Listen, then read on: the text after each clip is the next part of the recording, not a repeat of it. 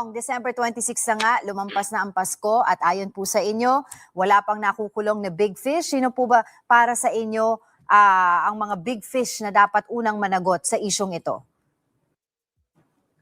Well, ang mga big fish, unang-una na may pananagutan ng presidente mismo, si Presidenteng BBM, ang kanyang mga pinakamalapit na cabinet officials. Ayan ang big fish daw po si PBBM. Okay? Si PBBM daw po yung big fish. Tapos yung mga malalapit kay PBBM, di ba nga si Saldico may mga kaso na yan? May kaso na yan. At hindi po nabigo yung Pangulo. Kasi may nakulong po talaga. May mga nakulong. Yung Diskaya, nakulong. Nasampulan. Di ba? Nagpasko sa kulungan. Sa kulungan sila inabutan ng Pasko. Di ba? So, ang Pangulong Bongbong Marcos, seryoso po sa kanyang ginagawa. Di ba? Kasi nga, sabi ko nga sa inyo mga pre, kung ang Pangulo talaga hindi po seryoso sa kanyang ginagawa at alam niya sangkot siya dito sa nakawan sa gobyerno, siya po mismo, pipigilan niya yung investigasyon sa mga flood control na yan. Pipigilan niya yan para hindi mahalongkat at hindi mapag-usapan. Kasi sangkot ka nga di ba? Pero bakit maluwag ang Pangulo na okay lang sa kanya? Imbestigahan niyo. Walang problema. Open naman yung Pangulo, di ba? Tapos ngayon, bakit isasali niyo yung Pangulo na sangkot pa rin? Sasabihin niyo, ang big fish, number 1 si PBBM. Di ba?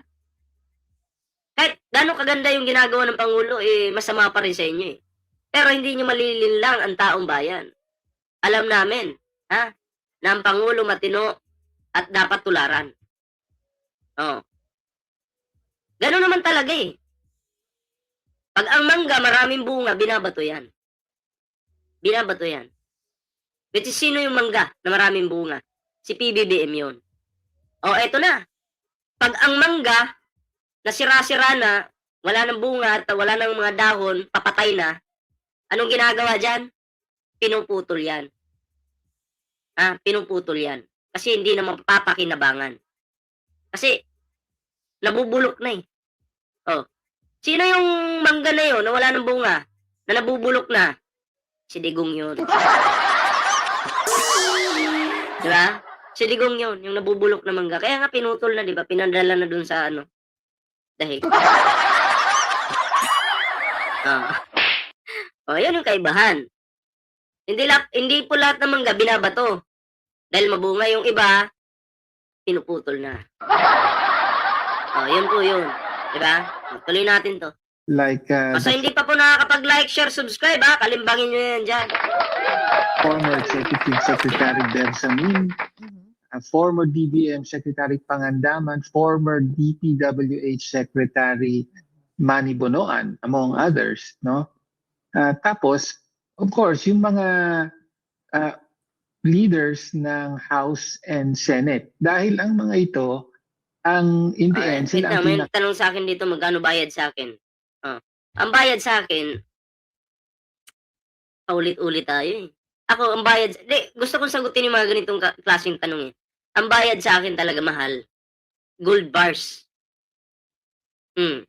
Halos ako na may-ari ng Pilipinas Oo, totoo yan. Lahat ng makikita niyong kabundukan dyan, akin lahat yan. Ganon katindi si Ballpoint Man, binabayaran ng bundok ko yung binabayad sa akin Di po tumatanggap ng pera, bundok. Bundok yung binabayad sa akin. Minsan, tig-isang sakong gold bars. Sabi ko nga sa inyo, ilang taon na lang ngayon, ako na magmamay-ari ng Pilipinas. Mga DDS, papalayasin ko na kayo. Naka-responsable dun sa budget. No, yung not just the 2025 budget, mula pa nung 2023. No, so pag sinabi nating big fish, yan ang ibig natin sabihin at yan ang ina-expect bakit nabubulol ka? Straight ka magsalita. Nabubulol-bulol pa. Publiko. Ngunit nakita natin tila nabudol lang tayo ng ikaw lang nabudol. Uto-uto ka Diba? Pati ka, imagine ka, malaking tao ka, tapos nabudol ka pa. Malaking tao ka, nabudol ka pa. Samantala kaming maliliit, bakit di kami nabudol? Hindi naman kami nabudol Ibig sabihin, mas ma-quality yung utak namin sa'yo.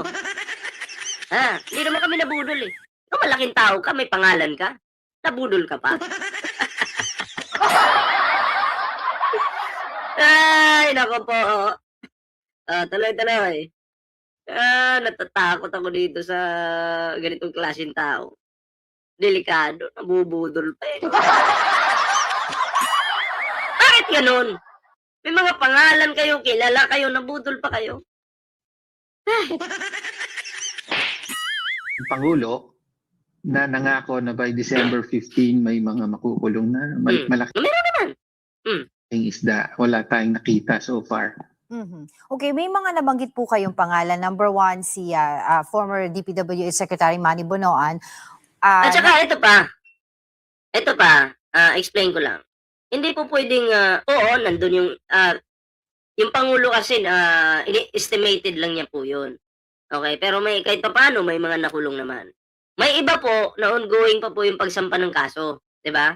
Yung iba may mga warrant na nagtatago. Nagtatago paano mo huliin 'yan? 'Di ba? At saka ang pagkaso kasi hindi naman dapat minamadali yan. Dapat tama yung proseso, sakto yung talagang matibay yung ebidensya para hindi lang ma-dismiss. Kasi kung mamadaliin mo 'yan para lang makapagsampa ng kaso, paano pag na-dismiss yan? Di magiging malaya yung magnanakaw. Which is, yan yung sinasabi ni Pangulong Bongbong Marcos na hindi dapat ito madaliin. Yung pagsampar ng mga kaso sa mga to para hindi ma-dismiss. Sabi nga ng Pangulo, pag na-dismiss yan, paano na? Magiging malaya na sila. Yun po yung isipin natin. Diba? Mas matibay ebidensya, mas lalong madidiin yung mga yan. Ganun lang. Na ngayon po ay hanggang wala pa po ngayon dito sa bansa May natin. shoutout kay Iyutman Since he left kasama po yung kanyang asawa. Ang sabi po, December 17, babalik, pero December 26, wala pa rin po tayong balita sa kanya. Number 2 and number 3, si Secretary Pangandaman and Executive Secretary Lucas Bersamin, ay wala din po silang mga naging follow-up na mga investigation. Wala pong follow-up sa ICI kung sila po ba ay inimbestigahan after the resignation. And until now, wala rin naman po silang mga kaso na sinasampa sa kanila. Your thoughts on that po? Why do you think ito po galing sa mismong gabinete ng Pangulo ay wala naman po nangyayari sa kanila? Well, precisely yan nga ang nangyari, no? Mula nang tumuro na sa Malacanang mismo, yung mga aligasyon ng mga susing players dito, no? Unang-una the star whistleblower, si DPWH Yusek Bernardo. Siyang nagbanggit ng mga pangalan na yan. Tapos dagdag pa natin yung statements ni Zaldico, bagaman wala siya sa bansa. Pero nevertheless, yung sinabi ng dalawa, nagmamatch. No? Binanggit niya si Bersamin, binanggit ang iba pa. No? Pero yun na nga, mula nung tumuro doon, at pareho sila, by the way, yung dalawang yan, parehong sinasabi na nagbigay sila ng kickback sa Pangulo mismo. No? Mula nang lumabas yun. So, yan yung basihan mo, yung kumbaga itong sinabi ni Zaldico. Diba? Dinaan lang saan ba yun? Sa Facebook? Yun na yung paniniwalaan mo. Hindi pwede yan Hindi pwede yan. Dapat umuwi yan ng Pilipinas, panumpaan niya lahat ng mga sinasabi niya na kung totoo ba ito hindi, di ba? Yun, siguro pwedeng gamitin ebidensya yun, pero kung Facebook post lang yung pagbabasihan nyo, sabi ko nga mga kongresista kayo, may mga pangalan kayo, pero bakit yung iba dyan ang tatanga?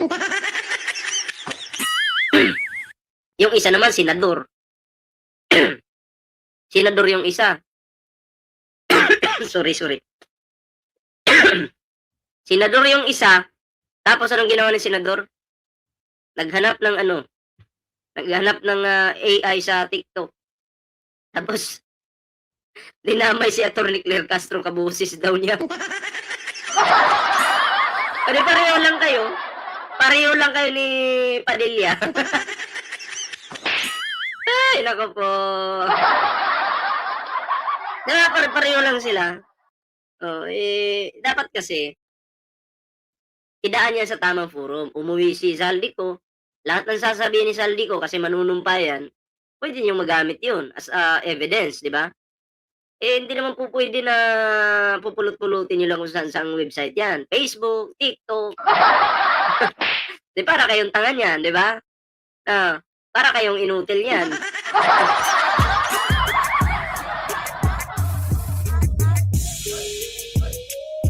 Kaya mga pre, anong reaction nyo dito sa video ito? Ayan, comment down below.